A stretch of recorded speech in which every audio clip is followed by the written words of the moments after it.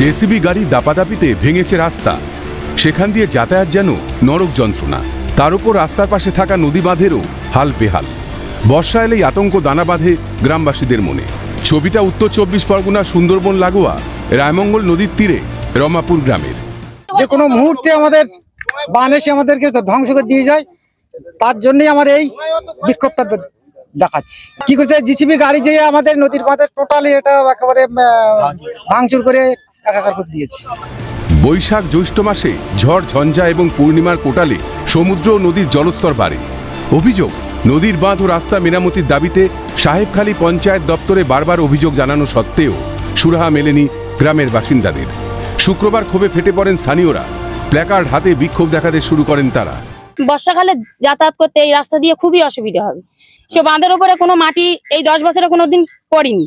তো এই এখন যদি এই রাস্তার উপরে মাটি না দেওয়া হয়, এই রাস্তা যদি মেরামত না করা হয় এই বাঁধটা, তো আমাদের সামনে যে বর্ষাকালে যে নদীটা মানে বন্যা আসে, তখন আমাদের খুব অসুবিধায় পড়ে যেতে হবে। ঘটনা প্রকাশ্যে আসতেই সাফাই তৃণমূল পঞ্চায়েত প্রধানের সরেজমিনে খতিয়ে দেখে ব্যবস্থা নেওয়ার আশ্বাস দেন তিনি। ঘটনাটা তো আমি আদৌ জানি না। এখন যেহেতু ওখানকার সাধারণ মানুষ এই বিষয়টার উপরে যখন বিক্ষোভ দেখাচ্ছে, আমি এইটুকুই আশ্বাস দিতে পারি যে আমি ওখানে এলাকায় গিয়ে মানে সরেজমিনে তদন্ত করার পর যথাযোগ্য যাতে ব্যবস্থা নেওয়া যায় সেই ব্যবস্থা আমি করব। আশ্বাস মাফিক কবে কাজ শুরু হয় সেটাই দেখার। হিঙ্গলগঞ্জ থেকে শামীম মোল্লার রিপোর্ট, ক্যালকাটা নিউজ।